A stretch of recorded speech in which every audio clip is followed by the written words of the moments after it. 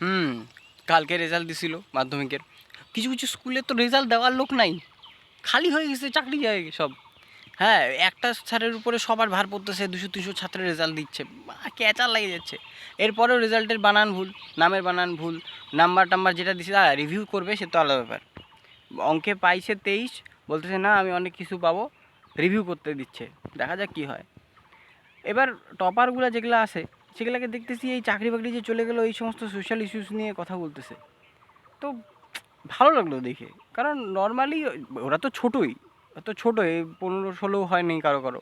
তো এইগুলা ছোটো ছোটো বাচ্চার এত বড় বড় রাজনৈতিক বিষয় বা এই সমস্ত সোশ্যাল ইস্যুস নিয়ে কথা বলতেছে, দেখলে ভালোই লাগে ব্যাপারটা। দেখো, রেজাল্ট নিয়ে কেউ সন্তুষ্ট না, কেউ না। যে আহামরি রেজাল্ট পাইছে সে বলতেছে আরেকটু ভালো হইতো, আরেকটু ভালো করতে পারতাম। যে ফেল করে গেছে ওর অবশ্য কোনো ইসে নেই, যে জানতামই করবো। আর মিডিল যারা আছে তারা একটু ভালো করতাম, সবাই আরও ভালো চাইতো। কেউ চাইছে না যে আর একটু খারাপ হলে ভালো হইতো।